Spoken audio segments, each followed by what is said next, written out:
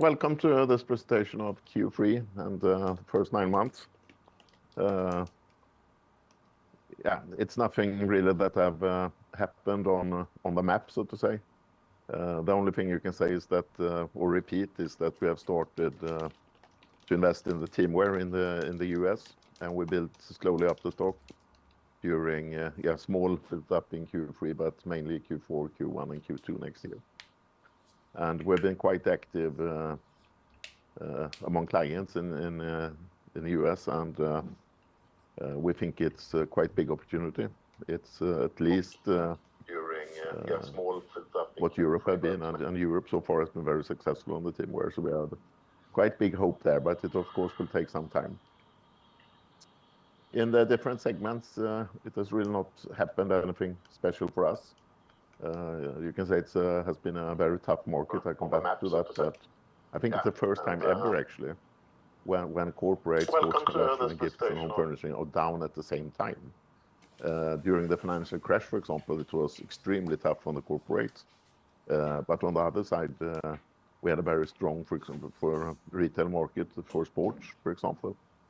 Now, if we take corporate, we measure it, so it can be maybe a little bit wrong, but when we measure the corporate market among our clients, not what we sell, what the clients actually sell to the end users, it's down between 7 and 9% in Q3. If we look at sports and leisure, it's official figures. And if you take Sweden as example there, it was minus 1.5 in Q3. And that doesn't sound so much, but then we should remember that it's down 11 quarters in a row. And on gifts and home furnishing, the index for Q3 was down 9%, and that was 9% up on 1% last year. So it has been a very, very tough quarter, and more tough than I expected, actually, if you look at the general market. And then still, I'm a little bit disappointed because in some of the countries, we grow too slow. In the big ones, with big market shares, it's very, very tough to perform so much better than the market. We do it better than the market, and I think if you look at the market share, I think it's the strongest quarter we've done in a long time, because the average market in these three segments are, let's say, it's 7% down, 6, 7 down, and we are at least 2% up if you look at local currencies. But still, I think that in some countries we should be able to do it better. Corporate, I jumped those because it's actually no news. Craft shoes, we can talk a little bit about. We continue to grow. It's still that we miss distribution. We hope now to get into some of the bigger Swedish chains next year. And the shoes in tests and everything has fantastic results. And we have the possibility. So far, where we are selling very good. So, for example, if you go into Löplabbet and talk with them, it's really increasing. At the same time, you can say that we are not really there yet. So if we have, like Löplabbet, that are a specialist, that have more stuff in the shop, we are selling very good, which I can explain. But we're still not strong enough on shoes. So if you put just a big shelf in a big sports shop, with Hoka, Nike, Craft, very few go in a pick and craft. So we still have a long way to go there, but it's in the right direction. And we had fantastic reactions now. We released the most technical shoe we ever have done. It was released a week ago in New York, where we had a pop-up store on Broadway. And it was, of course, a lot of happenings around the New York Marathon.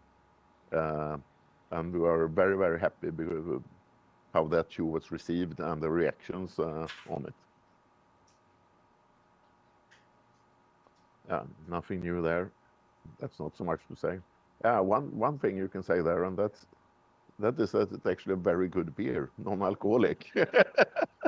So it's, I must say it's, okay, I'm a part of it, but it's the absolutely best non-alcoholic beer I ever have tried. But it's a very small business. I think it counts for less than 0.001% of our sales. So the quarter, net sales, local currencies up 2%. And again, I want to repeat that in one way, I think it's the best quarter in a very long time according to how the market was. But I'm still not the guy, or we are still not the guys that are very happy for 2%. And you can say that I would expect a little bit more, not only 10%, but I think we should have been able to make maybe 4-5% plus, even in this climate. So it's mixed feelings. In one perspective, I'm not happy, and in one perspective, I look at and compare us with the market. I think we've done it good anyhow. Operating result a bit down compared with previous year, and the operating margin a bit down. I still think compared with the market and the economy we have around the world, it's still very, very good figures. And I get the question all the time about our target for operating margin. But if we can do 13.6% in a quarter when it's an extremely tough market, 20% long term don't scare me at all.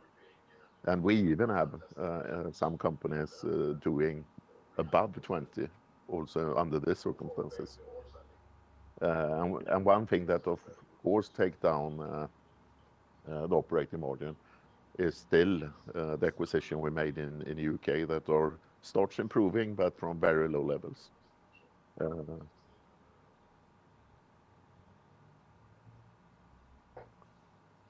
If we look at the sales in total and including currency, it was down 1%.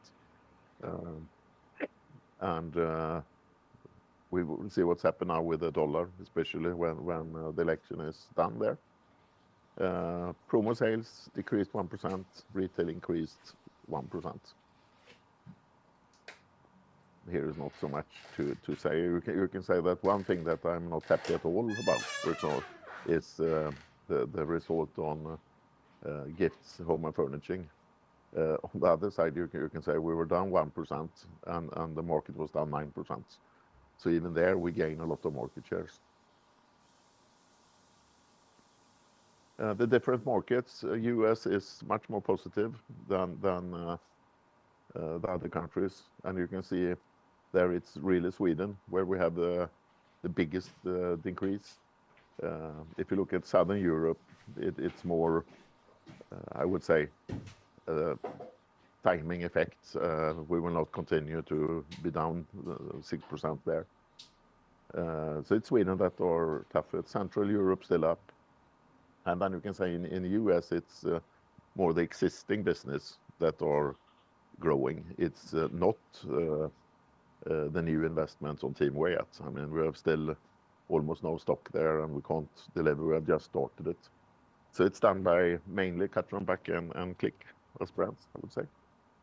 Other countries, it's always ups and downs. I think you that follows know that it's mainly the trading company that are there and Canada. But what is down is mainly the trading business. Gross margin, I'm extremely happy with. 0.2% higher than last year when actually most companies going down in gross margins due to price decreases and so on. So if we also there include the B2C or the UK business that are much lower than the group, I think it's a record high gross margin. And of course, one way could have been to give bigger discounts and so on and increase the sales more. But I think, and I think it's right, and we would focus more than keep the margins up than on maximum the sales in a tough market. External cost, a bit up. There is also currency affecting it down. So the cost increase in local currencies are higher. I don't know if you have that figure, but no, we don't. No. But I think we have the costs under good control, and we continue to invest in marketing and sales, even if it's a bit tougher. And I think it's now when it's a bit tougher, we also can gain market shares, and we will fulfill the planned investments in marketing and sales. And there you don't see so much, for example, on personal. I think we are 5 more employees than last year, same quarter, but you have a change there.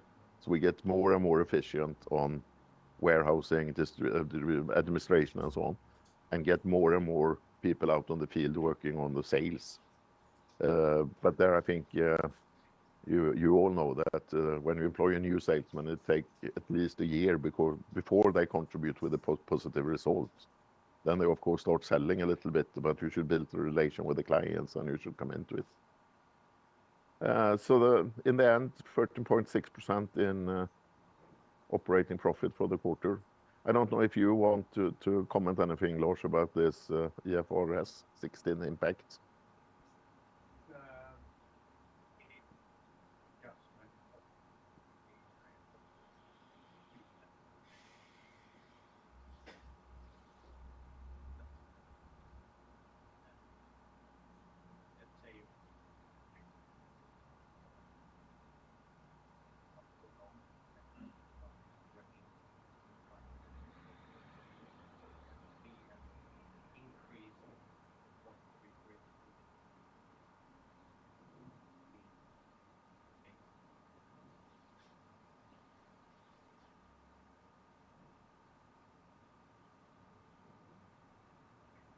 Yeah, and we also had some special incomes previous year that we don't have this year.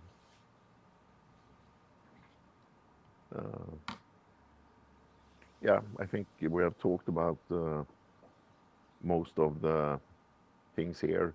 What we maybe should point out is, again, under gifts and home furnishing, even if it's a small part of the business, we actually in Sweden have a increase in sales, and that compared with -9% in the index. So I feel rather confident that we're doing the right things there, even if it's a bit tougher. Yeah. Cash flow, July, September, nearly 200 million, an improvement from last year. And little bit same thing as I said last year, I would have preferred a higher belief in the coming 2 quarters, a bigger stock and a less good cash flow. But anyhow, it's good to see quarter after quarter that we produce a good free cash flow when we're standing still or have small increases. Balance sheet, again, record high. I would maybe even there preferred a little bit lower, and that we've been able to do some of the acquisitions and so on. But an equity ratio on 60.7%, that's almost double. Our old goal before the financial crash was actually 30. And then we raised it to, was it 35 now? And now it's up on over 60%. So we still have really a lot of room to make things, but we must find the right things. And I feel more and more questions about why do you don't acquire, why don't you buy back shares and so on. But if it's any time we should have a strong balance sheet and be prepared to really do something, it's now. So we will continue to have that until we find the right thing to do. January, September, it's looking very much the same as the quarter. Sales flat, or decreased 1%, but 1% was currency, so it's really exactly flat.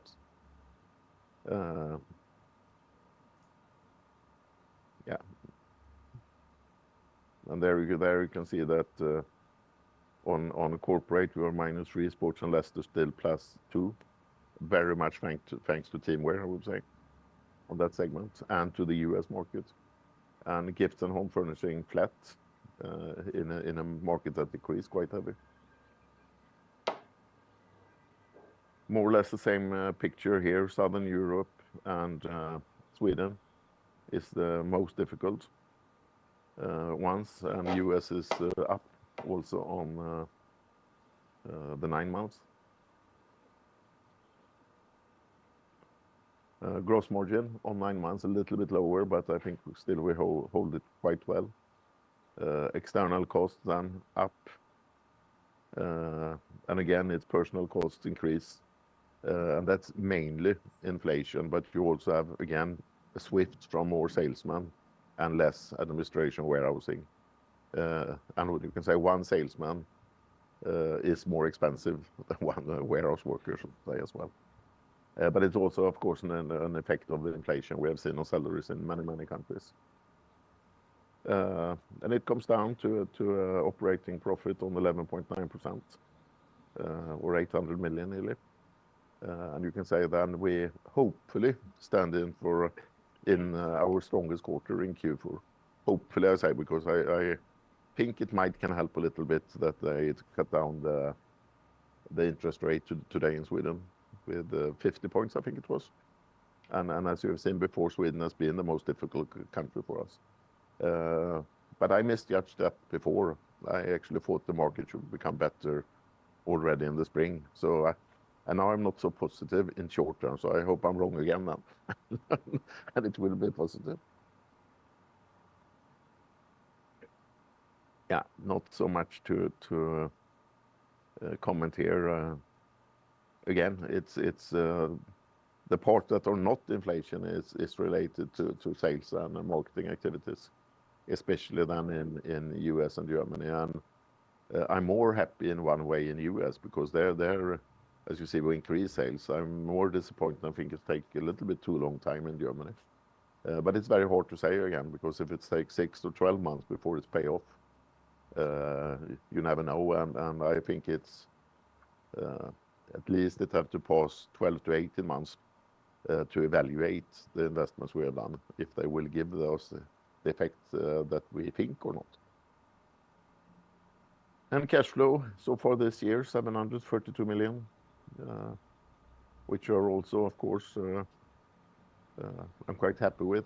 And we need strong cash flow now when we are standing more or less still to be able to do a high growth later on. Yeah, good cost control. I think it is the extra money we spend, we know where we're spending, and that's on activities or investment that should pay off. Yeah, so it's not so much more to comment there. The future, we continue to gain market shares, and of course, I think and we hope it should be a very good growth when the market turn around. If we can continue to take market shares and have a positive market with plus a few percent instead of big minus, in general, it should pay off good. Very strong balance sheet, and we continue to looking at acquisitions. That was mainly that, so I open up for questions if you have any. Yes? Thank you. Magnus Roman, Kepler Cheuvreux. Maybe I can start asking about your outlook here. And you mentioned Sweden, where you, of course, are a big player and you suffer with the market. But if we look forward in Sweden, I mean, we have a situation now. We have the interest rate cuts, and Riksbank also flagged for more to come. We have real wages growing. We have electricity prices down clearly, price at pump down clearly. We have, the amortization requirement relaxation coming. We have big tax cuts coming. So I'm just trying to understand why you now switch to viewing the outlook as poorer. Is it that you see the order intake for sports retail being very soft, or is it something else that you see, or is it just that you don't believe in a recovery? No, but a few things on what you mentioned was happening after I wrote this. For example, the interest cut was today, and I wrote this last week. So that was highly expected, even from you. But highly expected. I was highly expected it also in the spring, and it didn't come. And you can say I don't want to blame the market, because again we could have done it better. But the knowledge I have last week, I didn't see any short-term turnaround. But I hope that again that I was wrong once more, and we will see a quick recovery. But in that way, you can say that I don't still not understand why they didn't cut down the interest rate earlier and more. Because for me it was quite obvious. I mean, we are active in so many different businesses, and we saw the same thing all over. which almost never have happened or never have happened. Can you remember, Johan, at any time when index is down on corporate, home furnishing and sports at the same time? And you're talking in sports, you're talking 11 quarters in a row with down. So, but hopefully I'm wrong, and all these kind of things will help, and especially the interest rate that they did today. But that I didn't know last week. No, but so the positive take from this is that you're back down a bit because you were negatively surprised by your own outlook, but it's not that you now see, for example, on the order intake or other forward-looking factors that you have in your pocket, that reasons to be more negative. Absolutely not. I don't know exact figures, but the orders, pre-selling orders for craft for next spring is increasing or have increased already. We have a higher demand than before. But if that is due to that people believe in the market, or if it's because we take again market shares, and that's also I don't know, and that's also why I say I have mixed feeling, because being 2% up in a market that are in average 7% down is maybe the strongest we have, or it is one of the strongest quarter we have done in a long time. So I have no worries at all about ourselves, so to say. And then we talk always Sweden, and that's probably natural. We are founded here and public here and so on. But we also have, I mean, Sweden today is down in less than 25% of the sales. So of course it's affecting also the other markets. Great. Maybe also if you can give your view of the Trump win and possible new tariffs coming into play. How could that affect? We are very used with that in the last 25 years, so it's nothing I even think about, because except the production in US, I think it's neutral between competitors. I mean, if they raise, so to say, the duty for everybody, it will not change much, because the production in US in our areas is very small.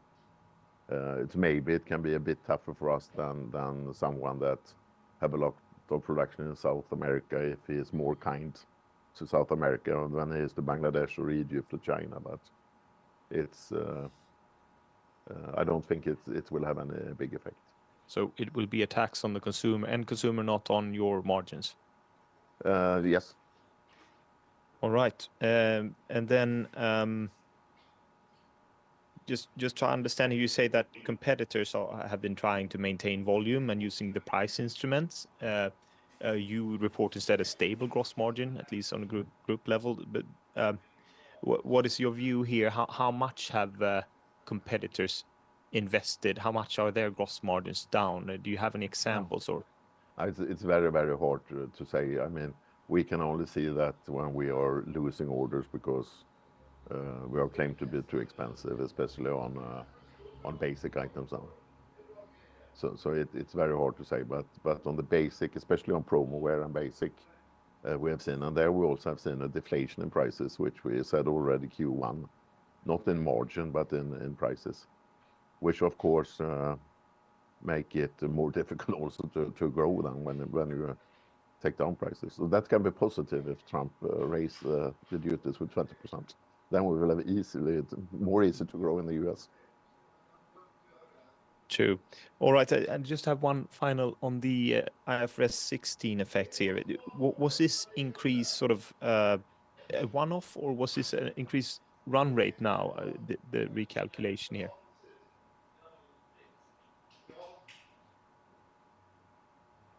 Yes, the absolutely majority of that is a one-off, because we had new contracts, and that was also, so to say, both new contracts but a correction, so to say, from prior quarters. So the run rate as such is only a change of 1.5 million or so. Thanks. Yes.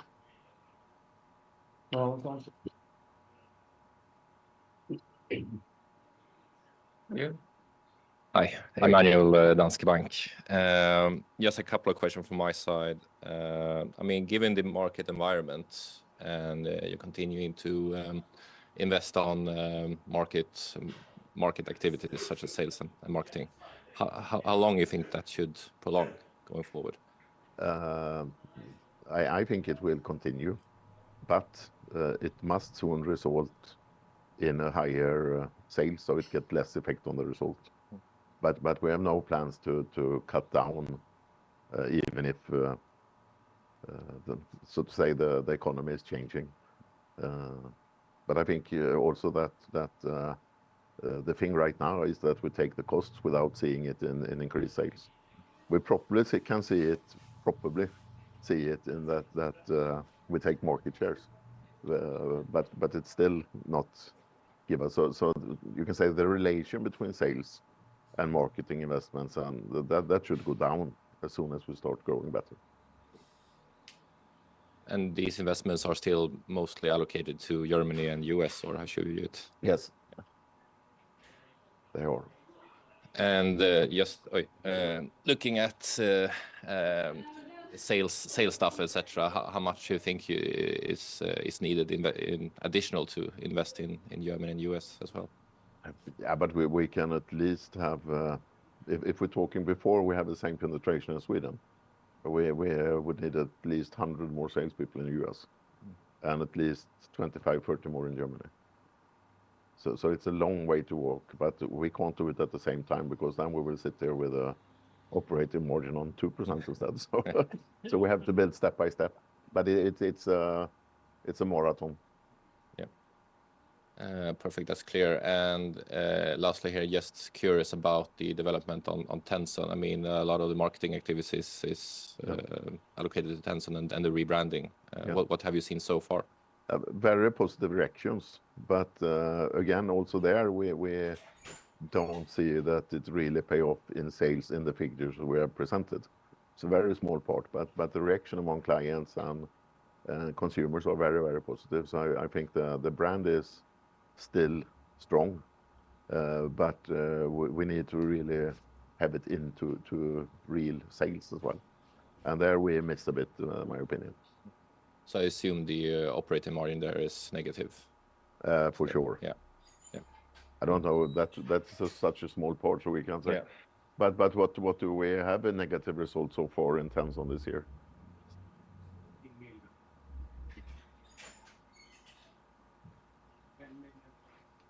And last year we had a positive effect, just that's when we make the acquisition, if I remember correctly.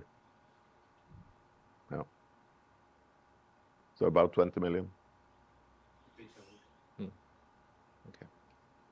Great, thank you. So, but it's always like that. I mean, if we don't, it's very hard to make investment in a brand that pay off the first quarter or even the first year. I mean, look at Craft that are fantastic today. The big advice to us, 97 to 2002, first 5 years about public, was to get rid of it and sell it, because it will never earn money. So I mean, and Tenson would be the same kind of process as Craft was. And maybe final then on just relating to Tenson and maybe acquisitions. Have you seen any different market activities within the M&A agenda and the inflow from potential objects to acquire? The only difference we can see, correct me if you think I'm wrong, Johan, but the only difference is that we see much more companies that are in panic. So it's very short sales processes, and we have actually said no to, what can it be, 2, 3, 4 that we maybe would have liked to acquire, but if you get 2 weeks in time and do a full take the decision to make a full due diligence in a US company, turn around 2 billion, we can't do it because the risk is too high. So it's more and more companies that are actually panicking, and in one way it's good, because that could give more opportunities, but I mean, I think we still can be fast. I mean, we can do it on 2 months, maybe 2 to 3 months, if it's a big acquisition. But it's not serious, I think, to go in and buy something for 1 billion, and you should do the full analysis in 2 weeks. And some have also been in Chapter 11 already before, and already when we get the chance to look at them. But you like that, though? Absolutely. Yes, absolutely. I love it. But again, you need some time. at least if it's big amounts. I mean, we have all the time to look at the possibilities compared with the risk. And if the risk is too high and we're not sure, then we should not do it. So otherwise, I love that. I can even go up from 1 SEK to $1 if it's the right thing. But it has been, I mean, in the case we said no to, it was we should put in at least a couple of $100 million and do that like that. It's too high risk. Great, thank you. That was all of me.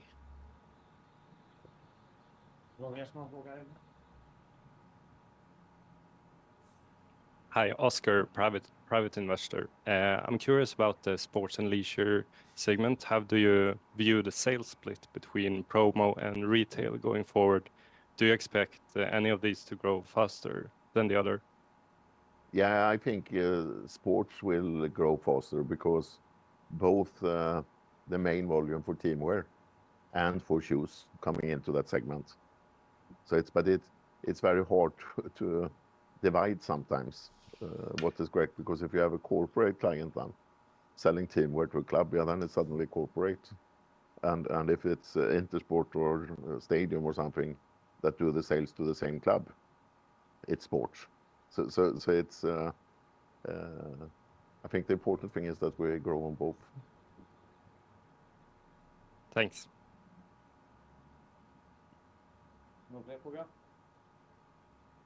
Then we go ahead with some questions from that have been sent in to us. What is the reasons for the reduction in Orrefors Kosta Boda? Are you making any other changes to strengthen the business there? Reduction of staff, you mean, or what kind of reduction? The question have not specified in that area. Then I guess it's the reduction of staff, but it's simply to make it more profitable or less loss-making right now, but to improve the result, and therefore we have cut down a bit. And we prefer to do that again before, instead of try to keeping the demand up and go down on gross margin. You mentioned the interest of M&A. What are you looking for geographically or product-wise? What is the dream deal? Both. If you start geographically, the dream deal is to come in to either a new market or a market where we have small market shares, and selling company or the company we acquire have a big client base that we can introduce our brands to. And if it's a US company, it would be an extra bonus if they were big in the US but not in Europe, so to say. And distribution, if you look on product categories, we have still a lot of products that we do not represent in sports, for example. There you have outdoor could be strengthened more. We have Tenson there now that we slowly built on mainly clothing. We're only clothing today. You have several more segments there.